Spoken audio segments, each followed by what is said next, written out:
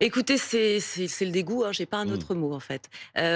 On constate effectivement que depuis le pogrom du 7 octobre, c'est une déflagration et une vague d'inhumanité. Parce qu'en fait, c'est ça le symbole. Ce sont des crimes contre l'humanité qui sont passés loin de chez nous, mais qui ont une réverbération en France. Et quand on voit des Mmh. stèles profanées, j'entends très bien le mot, manque d'empathie, effectivement.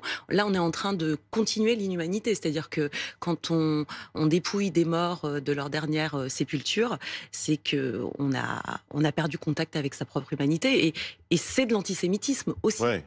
C'est pas que des atteintes à des pierres tombales, c'est aussi une continuité d'actes antisémites qui se traduit à travers des biens, mais aussi une pensée de haine. Mmh.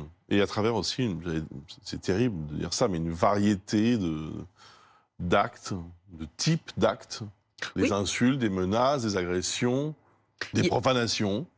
il y a une typologie complète, hein, c'est-à-dire qu'on a, j'ai regardé les chiffres, on a à peu près 50% effectivement de tags, de dégradation dans l'espace public, de croix gammées. Alors voilà, c'est l'apologie du nazisme, hein, dans l'espace public, et aussi des injures, des dégradations de Ouais. tombes, des violences aussi, des menaces.